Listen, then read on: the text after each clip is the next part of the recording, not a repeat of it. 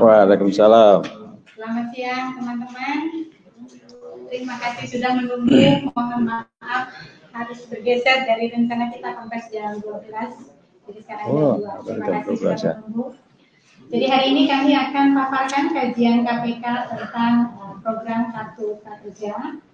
Bagaimana telah kami sampaikan bahwa KPK sejak memasuki masa pandemi COVID-19 ini telah ikut mengawal dari sejak awal dengan melakukan langkah-langkah antisipatif dan upaya-upaya pencegahan maupun koordinasi dan monitoring kepada kementerian, lembaga, instansi, dan pemerintah daerah, jadi baik di tingkat pusat maupun di tingkat daerah.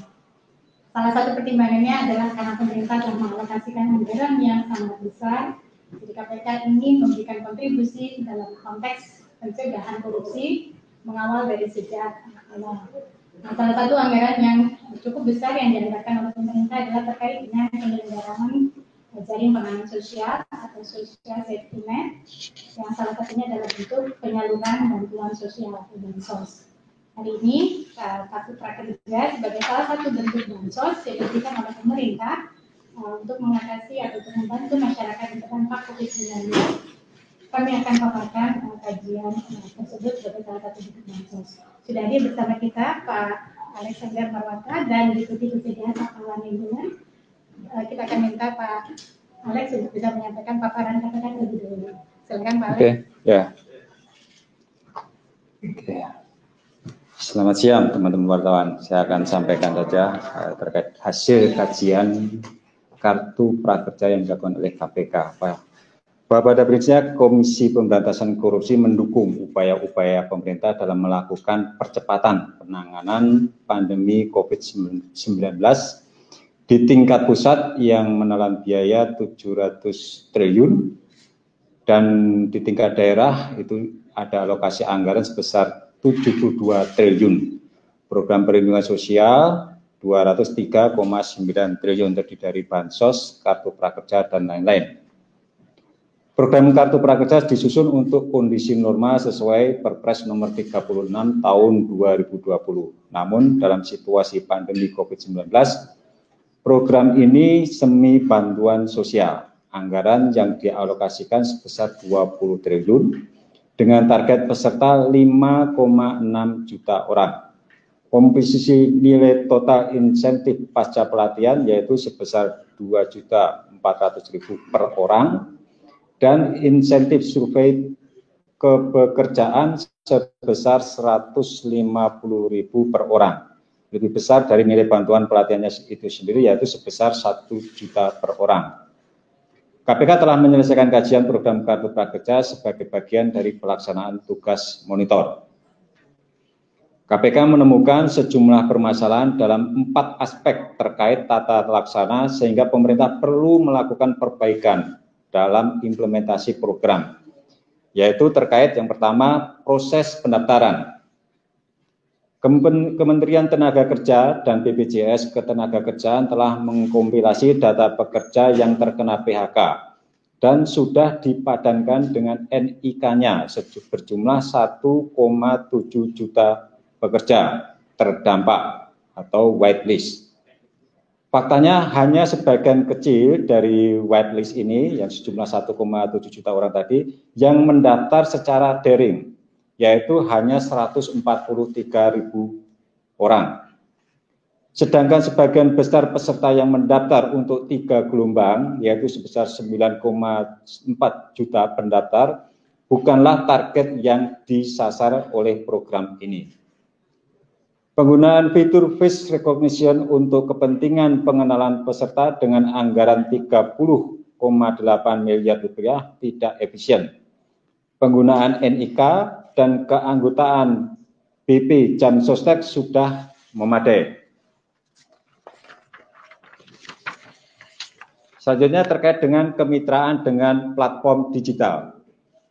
Kerjasama dengan 8 platform digital tidak melalui mekanisme pengadaan barang dan jasa pemerintah. Terdapat konflik kepentingan pada 5 dari 8 platform digital dengan lembaga penyedia pelatihan. Sebanyak 250 pelatihan dari 1.895 pelatihan yang tersedia adalah milik lembaga penyedia pelatihan yang memiliki konflik kepentingan dengan platform digital. Selanjutnya terkait dengan materi pelatihan. Kurasi materi pelatihan tidak dilakukan dengan kompetensi yang memadai. Pelatihan yang memenuhi syarat baik materi maupun penyampaian secara daring hanya 13% dari 1.895 pelatihan. Materi pelatihan tersedia melalui jejaring internet dan tidak berbayar. Dari 1.895 pelatihan dilakukan pemilihan sampel, didapatkan 327 sampel pelatihan. Kemudian dibandingkan ketersediaan pelatihan tersebut di jejaring internet, hasilnya 89% dari pelatihan tersedia di internet dan tidak berbayar, termasuk di laman prakerja.org. Jadi banyak pelatihan-pelatihan yang disediakan secara gratis, ya itu tersedia juga di dalam yang ditawarkan dalam program Kartu Prakerja. Kemudian terkait dengan pelaksanaan program. Metode pelaksanaan program pelatihan secara daring berpotensi fiktif, tidak efektif, dan merugikan keuangan negara karena metode pelatihannya hanya satu arah dan tidak memiliki mekanisme pengendalian atas penyelesaian pelatihan yang sesungguhnya oleh peserta. Yang pertama, lembaga pelatihan sudah menerbitkan sertifikat meskipun peserta belum menyelesaikan keseluruhan paket pelatihan yang telah dipilih. Yang kedua, peserta sudah mendapatkan insentif meskipun belum menyelesaikan seluruh pelatihan yang sudah dibeli, sehingga negara tetap membayar pelatihan yang tidak diikuti oleh peserta. Berdasarkan kajian KPK untuk perbaikan teknis pelaksanaan program, kami merekomendasikan kepada pemerintah melakukan hal-hal sebagai berikut. Yang pertama, peserta yang disasar adalah peserta yang sudah terdaftar dalam whitelist, yang tadi yang sudah disusun oleh Kementerian Tenaga Kerja dengan BPJS Ketenagakerjaan. Tidak perlu mendaftar daring, melainkan dihubungi manajemen pelaksana sebagai peserta program.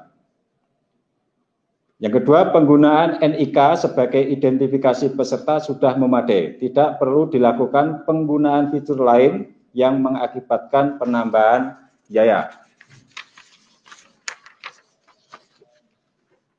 Selanjutnya, komite agar meminta legal opinion ke Jamdatun, Kejaksaan Agung RI, tentang kerjasama dengan 8 platform digital, apakah termasuk dalam cakupan PBJ pemerintah.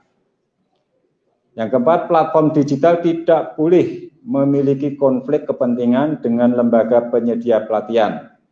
Dengan demikian, 250 pelatihan yang terindikasi harus dihentikan penyediaannya.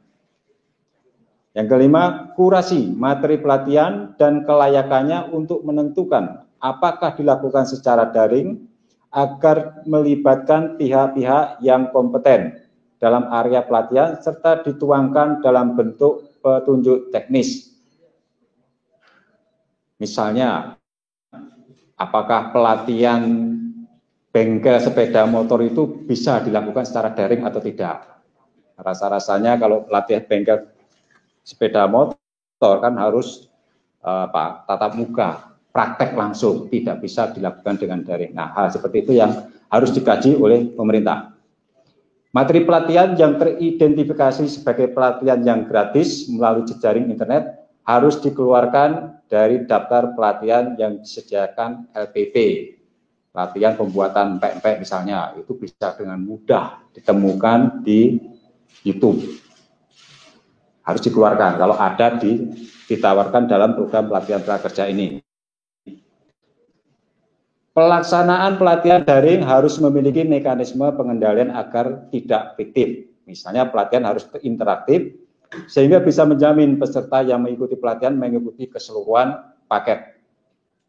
Hasil kajian dan rekomendasi ini telah kami sampaikan kepada Kemenko Perekonomian dan pemangku kepentingan terkait lainnya dalam rapat pada tanggal 28 Mei 2020 Dalam rapat koordinasi tersebut disepakati hal-hal sebagai berikut.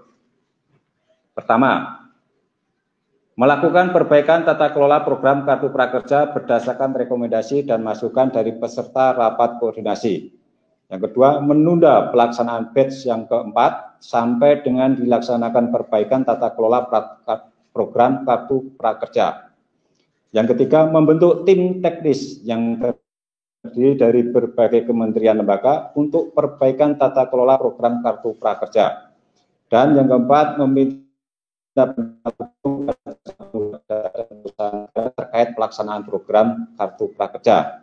Menko Perekonomian saat ini sedang melakukan perbaikan sesuai rekomendasi KPK baik terkait regulasi, persiapan dari segi teknis maupun pelaksanaan Kartu Prakerja. Demikian yang bisa saya sampaikan. Terima kasih. Atau Pak Kala, barangkali ingin menambahkan, silakan. Mau ditambahkan Pak Kala? Lagi kayaknya udah jelas banget. Udah jelas banget. Udah jelas banget nih. Ini cuma kasih. Jadi memang awal kenapa KPK tidak masuk soal efektivitasnya? Karena waktu Pak Menko datang paparan sesudah RDP dengan DPR ya kan Pak Menko datang lengkap dengan tim memaparkan disebut bahwa ini semi bansos.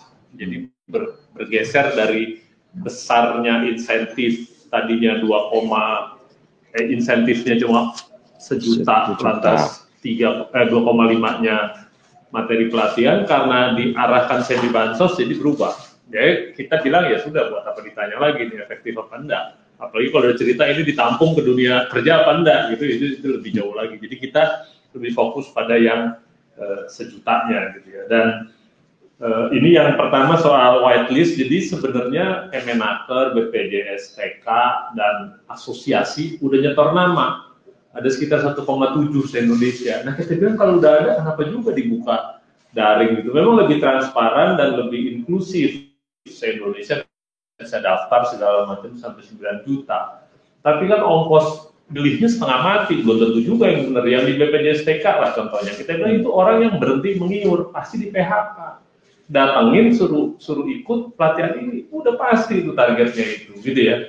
Dan yang di asosiasi juga misalnya dari PHRI, gitu. Kan udah jelas hotel-hotel yang berhenti. Gitu. Jadi kita pikir harusnya untuk yang whitelist ini dikasih porsi yang cukup dan didatangin. Karena ini ada orang tua nih misalnya kita lihat umur di atas 45 suruh daftar daring lewat HP pula lagi, kebayang makanya cuma 143.000 orang. Sisanya yang orang-orang yang fasih dengan internet itu kita bilang bisa lebih banyak sebenarnya pesertanya, targetnya lebih pas kalau data yang 1,7 ini didatengin, bukan nunggu mereka daftar daring.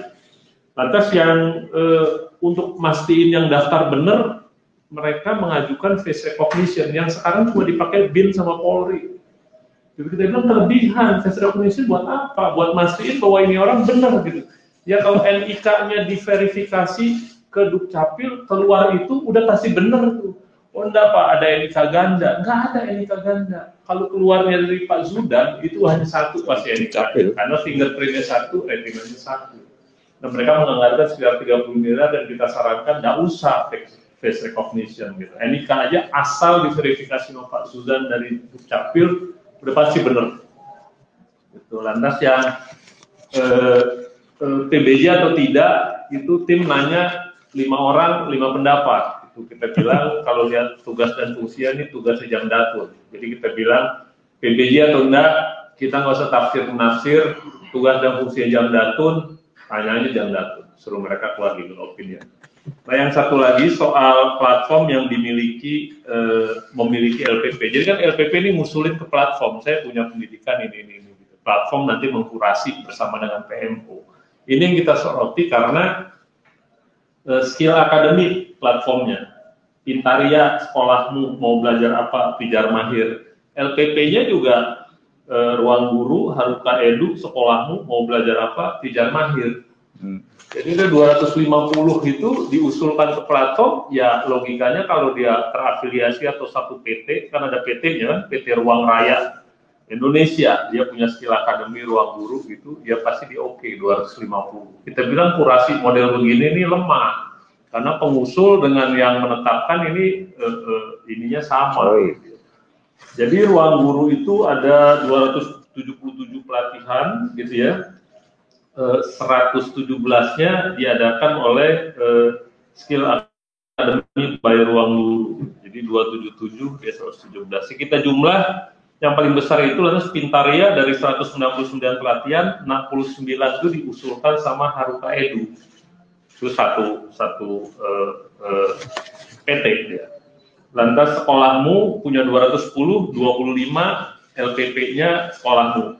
Mau belajar apa? 378 dari 28 itu dari mau belajar apa? PT Avoda Royal Mulia. Pijar Mahir dari 257, 11 dari Pijar Mahir gitu. Nah, kita totalnya dari 250 pelatihan dari 1895 yang diusulkan sama LPP yang sebenarnya ada afiliasi atau kepentingan yang sama dengan platform. Nah, kita sarankan yang ini harusnya jangan dong. Yang 250 ini kan pemilihannya sebenarnya karena ada konflik of interest-nya relatif lemah. Nah, tapi yang kita dengarkan dari masyarakat soal yaitu kan ini layak pelatihan apa enggak gitu. Akhirnya kita konsultasi sama Kemenaker yang biasa mengadakan pelatihan offline, lantas dengan profesi Himpunan Layanan Latihan Indonesia. Lantas kita belajar bahwa pelatihan itu ada dua. Satu, dia harus memenuhi syarat sebagai pelatihan, yang kedua dia harus bisa diberikan online. Waktu itu dibilang ini, kalau cuma cara jadi PNS itu nggak perlu pelatihan Pak, itu pengetahuan saja. Kita baca sekali sudah, itu nggak usah dilatih. Jadi itu tidak memenuhi syarat buat pelatihan. Tapi yang memenuhi syarat sebagai pelatihan pun ada yang bisa online, ada yang bisa enggak gitu. Kayak yang Pak Alif itu betulin motor, ngawas, itu nggak bisa online.